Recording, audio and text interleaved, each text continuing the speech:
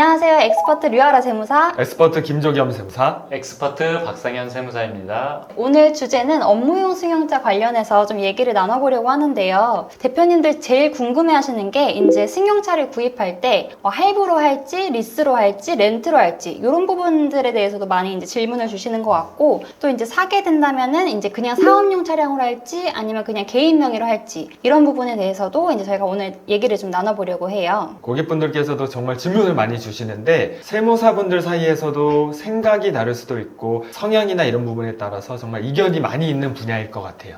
사실 실질적으로 세금적으로는 크게 차이는 안 나는데 사업을 하기 위해서 무조건 필요한 자산이 차량이다 보니까 좀 질문이 굉장히 많은 것 같습니다. 일단 시작하기에 앞서서 저희가 이제 업무용 승용차라고 얘기를 하는데 세법에서는 차를 두 가지로 나누어서 구분을 하고 있는 것 같아요. 우선 차량은 업무용 승용차와 영업용, 화물차 이렇게 구분을 할 수가 있는데요. 많은 분들이 오해하실 때 우리가 휘발유로 주의하는지 경유인지 이걸로 구분하는 건 줄 잘못 알고 계신 분도 있는데 그렇지 않고 개별 소비세가 과세되는 차량을 업무용 승용차라고 부르고 그게 아닌 차량을 화물 그리고 영업용 차량이라고 부르는데 이 부분이 큰 차이점이라고 보실 수 있습니다.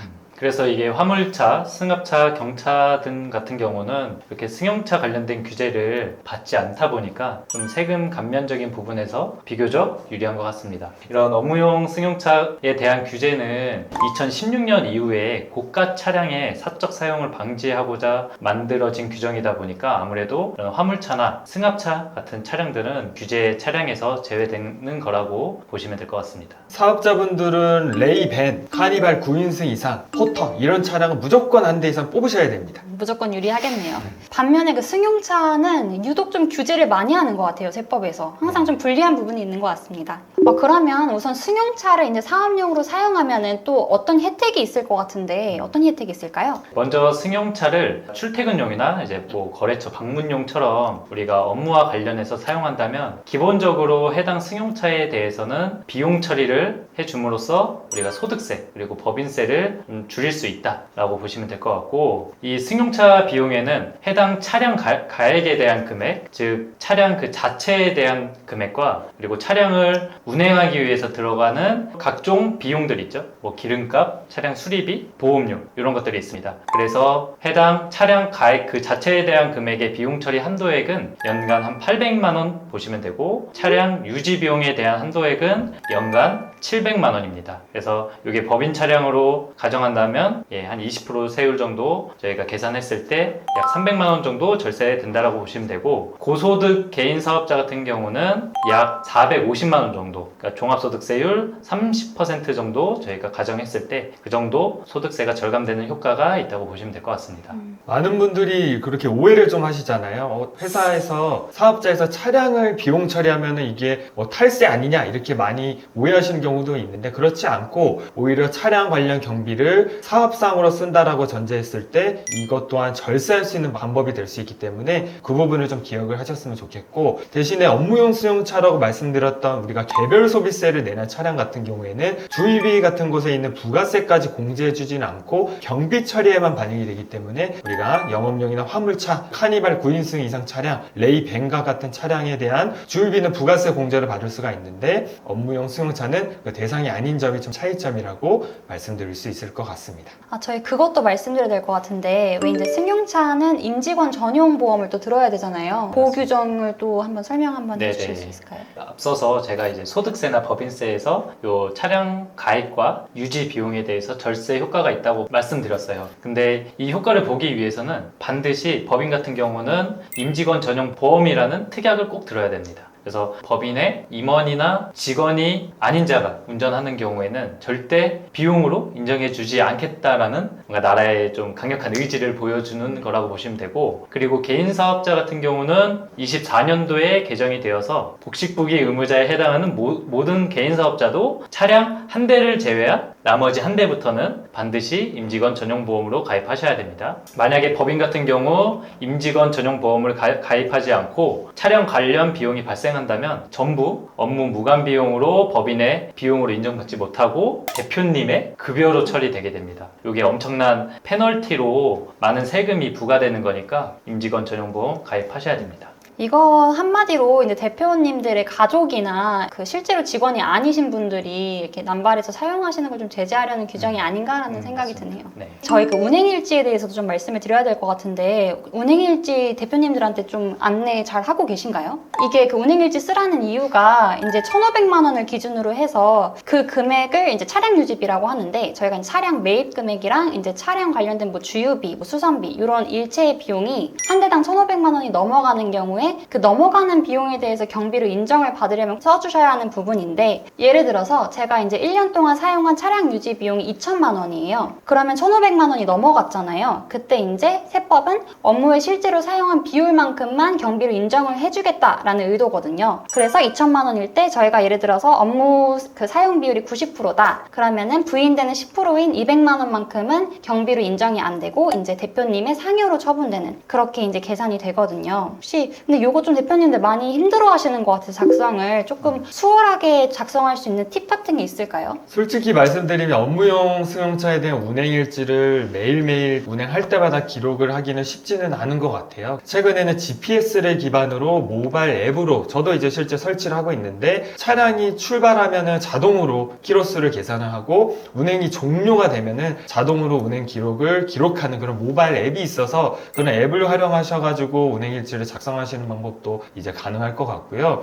그리고 최소한 저희가 계기판 기록이라고 말씀드리는데 우리가 차량 앞에 계기판을 보면은 실제 운행한 키로수가 있잖아요. 그거를 1월 1일부터 12월 말일까지 실제 몇 킬로 정도가 늘었는지 이런 부분 관리하는 게 좀 중요할 것 같고요. 다만 이게 업종마다 이 계기판 기록이나 운행 기록에 관해서 모두 공통적으로 적용할 수 있는 부분은 아닌 것 같고 제가 주로 관리해드리는 크리에이터 같은 분들은 주로 집이나 스튜디오 같은 데서 이제 사업을 하시기 때문에 외부에 운행을 하면서 사업을 했다라고 보기는 어려운 반면에 그게 건설업이나 부동산업가 같은 경우에는 현장을 다녀야 되다 보니까 실제 외부에서 차량을 운행한 기록이 훨씬 좀 장거리에 그 비율을 높게 책정할 수 있는 것 같아서 이게 또 업종마다도 좀 다른 것 같아요. 운행일지라는 거 자체가 작성하는 게 사실 되게 귀찮고 힘든 부분이잖아요. 그래서 정말 아예 운행일지 작성하는 것 자체가 너무 귀찮다고 생각하시는 분들은 아예 연간 1,500만 원까지만 차량 관련된 비용을 인정을 받고 이제 초과되는 부분은 대표자 급여로 처리하는 것도 나쁘지 않다라고 생각합니다. 우리가 운행일지 안 써가지고 그 부분을 나중에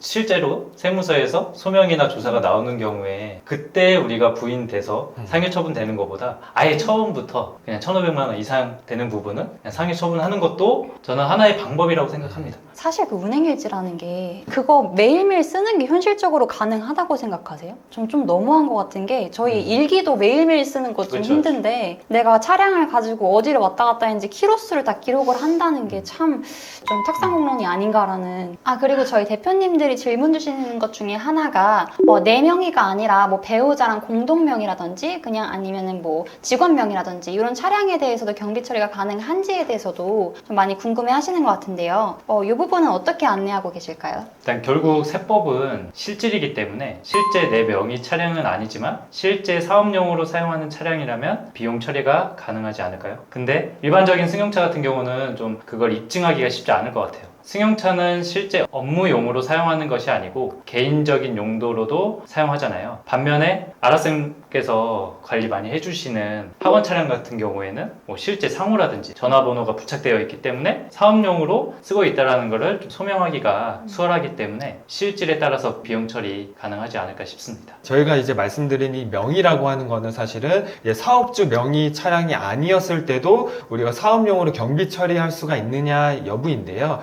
실제 세법에서는 대표자 명의가 아닌 경우에는 경비 처리를 할 수 없도록 되어 있고 최소 1%라도 소유를 한 상태에서 실제 사업용으로 쓴 경우에만 경비 처리를 할 수 있도록 되어 있습니다. 실제 아들과 부모가 같이 명의로 되어 있는데 이제 아드님이 나이가 어려서 차량 보험료가 좀 올라가시잖아요. 그렇기 때문에 보험료를 낮추기 위한 목적으로 진짜 공동 명의로 하는 경우도 많아가지고 저는 주변에 그런 사례 굉장히 좀 많이 본 것 같아요. 저 같은 경우도 이제 학원 원장님, 관장님들 같은 경우는 지입 차량을 이제 이용하시는 경우도 있고 그 사범님이랑 공동 명의로 하시는 경우도 되게 많은 많으신데 뭐 1대 99나 이런 것도 되게 많이 봤어요. 그리고 사실 학원 어린이 보호 차량은 아주 명확하니까 명백히 이제 학원 사업 관련으로 이제 주장을 할 수 있으니까 크게 문제가 되지 않는 것 같은데, 제가 약간 썰을 하나 풀자면은 승용차 관련해서 이제 체육관 관장님한테 소명 요청이 한번 날아온 적이 있는데, 학원 같은 경우는 어린이 보호 차량이 있다 보니까 승용차에 대해서 과연 학원의 아이들을 위해서 사용한 게 맞냐라는 설명을 하는 게 좀 까다롭게 느껴질 수 있는 것 같아요. 저희 같은 경우는 그때 저희는 이제 프리미엄 서비스로 학부모님들께서 이렇게 방문해서 상담을 받으실 때 승용차로 모시고 가서 승용차로 모시고 옵니다. 네, 라고 말씀을 드렸는데 조정관님 허허허 웃으시더라고요. 근데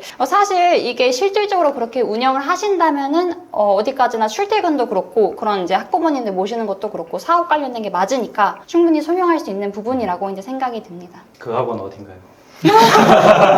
제 아이를 보내고 싶습니다.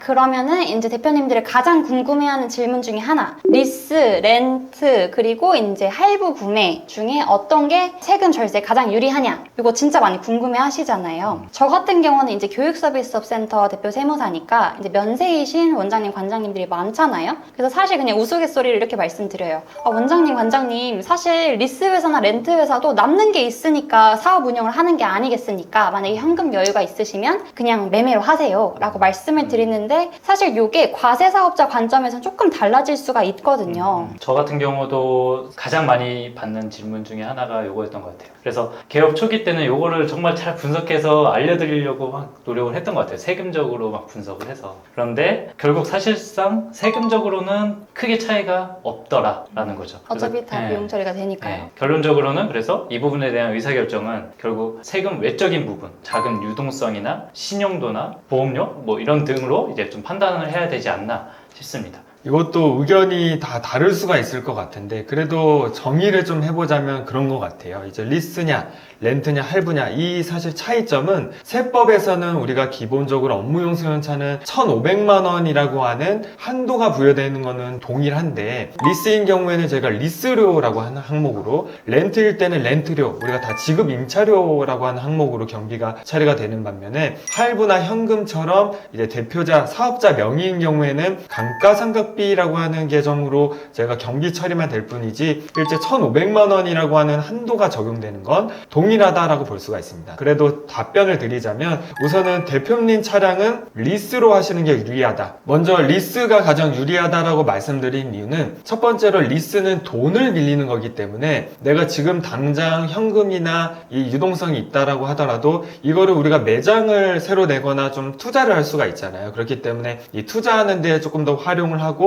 리스로 하는 것들을 좀 권해드리는 편이고, 직원용 차량은 렌트로 하시는 게 유리하다. 두 번째로 직원용 차량이라고 하면 주로 카니발이나 레이벤처럼 우리 영업용 차량뿐만이 아니고 회사의 이제 출퇴근 목적 외에 업무를 좀 외근에 나가는 그런 영업직이나 아니면 파견을 나가는 그런 업종일 때, 아무래도 회사 차량을 운영할 때 이게 직원이 근무하다가 퇴사할 수도 있고, 우리가 사업이 잘 될 때는 차량 5대까지 늘렸다가 또 안 될 때는 3대까지 좀 줄이고 유동적으로 관리를 하려고 하면은 그래도 이렇게 가능한 렌트 차량이 유리하다고 말씀을 드리고요. 그리고 대표님이 현금이 많으시다라고 하면은 할부나 현금으로 구입하시는 게 유리하다라고 좀 말씀드리는데요. 내 명의로 할 때는 아무래도 내 돈이 좀 투자가 들어가기 때문에 이렇게 유동성이나 현금이 좀 남는 경우에만 현금이나 할부로 구입을 해서 이렇게 활용하시도록 안내를 좀 드리고 있습니다. 그러면 저희가 이제 렌트랑 리스랑 이제 구입에 대해서 얘기를 나눴잖아요. 그럼 세무사님들은 과연 어떻게 지금 차량을 운영을 하고 계실까 궁금한데요. 혹시? 저는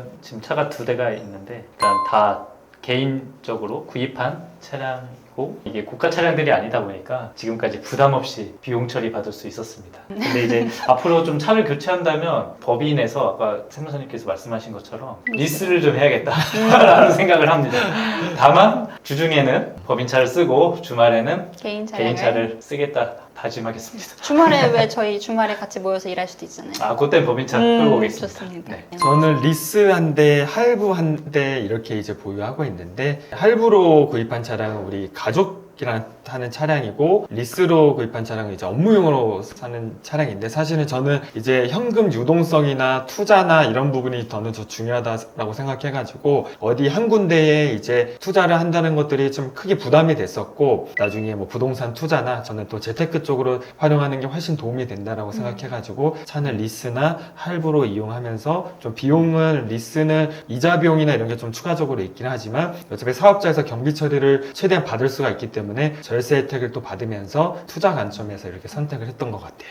보시면 세무사님들도 이렇게 이제 차량을 운행하는 방식도 다르시고 뭐 리스라는 렌트나 구입을 선택하는 기준도 다르신 것 같아서 사실 이거는 정답은 없는 것 같고 대표님들의 성향에 따라서 선택을 해주시면 되는 문제인 것 같습니다. 사실 똑같이 경비 처리되는 건 다 같으니까요. 이게 개개인마다 좀 차이점이 있을 수가 있기 때문에 자세한 내용은 우리 엑스퍼트 세무사님들께 자세히 상담 받아보시면 좋을 것 같고 우리 엑스퍼트 격리 아웃소싱 센터에서는 이런 차량 관련된 관리뿐만이 아니고 업무용 승용차 운행일지를 비롯해서 세무 관리까지 꼼꼼하게 챙겨드리니까 많이 연락 주시면 좋을 것 같습니다. 그러면 저희는 여기까지 업무용 승용차에 대해서 얘기를 마치고 다음 영상에서 또 인사드리도록 하겠습니다. 감사합니다.